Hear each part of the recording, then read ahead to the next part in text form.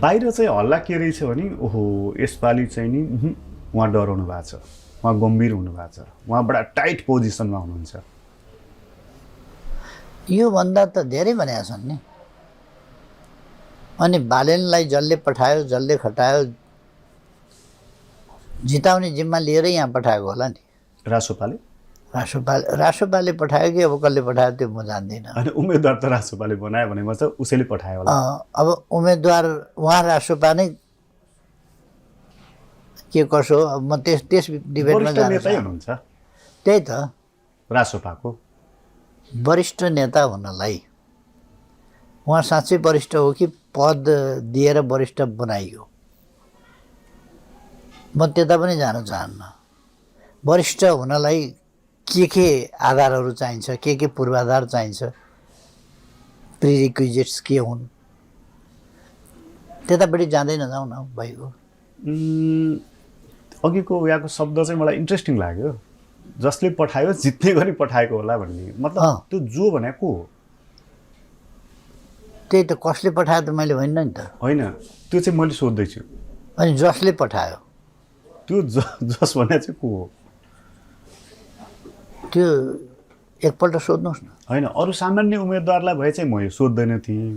होइन, तपाईँलाई चाहिँ होइन नै, तपाईँलाई चाहिँ 4 पटक प्रधानमन्त्री भएको, एमाले जस्तो यस्तो साङ्गठनिक रूपमा बलियो पार्टीको अध्यक्ष भएको नाताले पक्का सूचना छ तपाईँसँग भने हुनाले सोचेको मैले।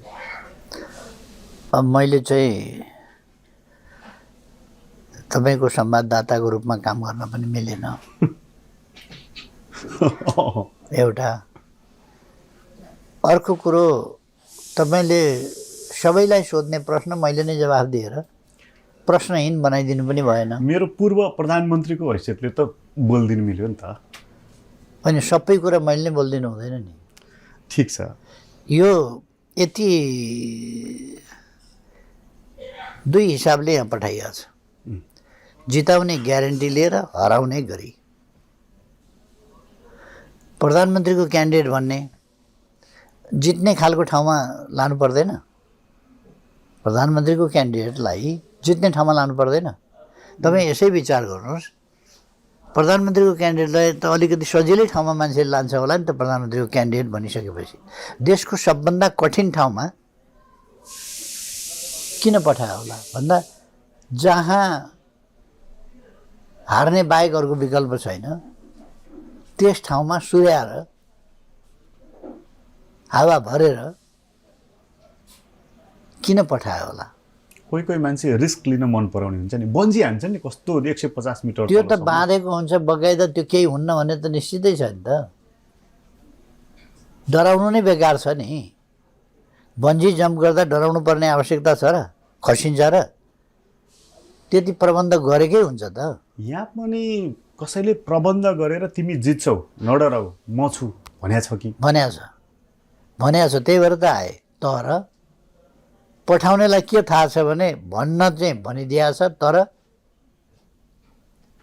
पुतलीलाई सिद्धिनका निम्ति एउटा टुकी काफी हुन्छ हो।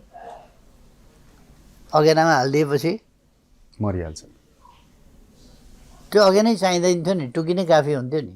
तर तपाईँको चाहिँ मतको परिणाम हेरेको मैले, जस्तै 2074 सालमा यही निर्वाचन क्षेत्रबाट 57,139 मत ल्याएर यहाँ विजयी हुनुभएको छ। यो सही हो नि? त्यसपछि 2079 भनेको अस्तिको निर्वाचनमा 52,319 मत ल्याएर यहाँ तपाईँ विजयी हुनुभएको छ।